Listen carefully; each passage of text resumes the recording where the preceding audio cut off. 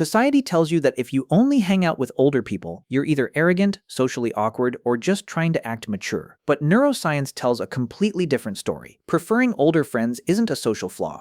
It's actually a highly evolved psychological defense mechanism that signals a rare type of emotional intelligence. You know the feeling, you're at a gathering with people your own age. The conversation is loud, fast, and entirely about surface-level drama, trending apps, or who is dating who. You nod, you smile, but inside, your battery is draining in real time. You feel like you're performing a role you didn't audition for.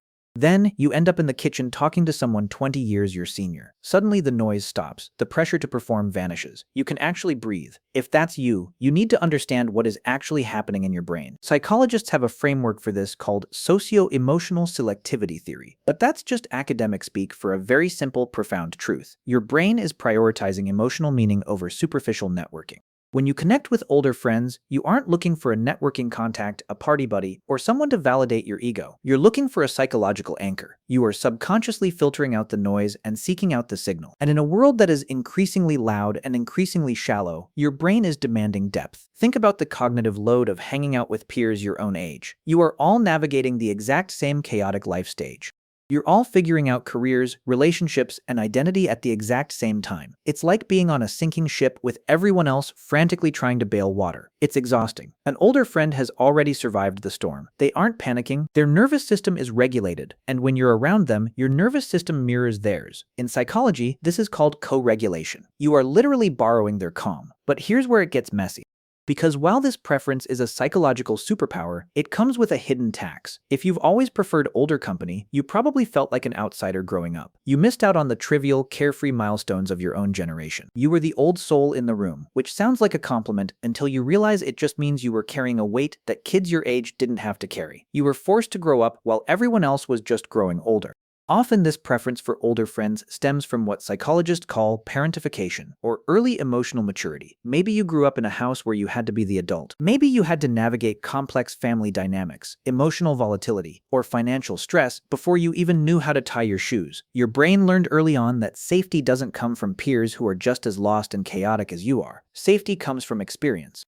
It comes from people who have already seen the worst of the world and decided to be kind anyway. You learned to seek out the lighthouse because you knew what the storm felt like. There is also a fascinating concept in social psychology called the mere exposure effect, but in reverse. Usually, we like people just because we see them often. But for you, proximity isn't enough. You require resonance. A study on intergenerational friendships found that the primary driver for these relationships isn't shared activities, but shared emotional vocabulary. You don't want to just do things with people. You want to understand things with them. Your brain is actively rejecting superficiality because it recognizes that superficial connections are a drain on your limited emotional resources. Let's talk about the actual mechanics of these friendships.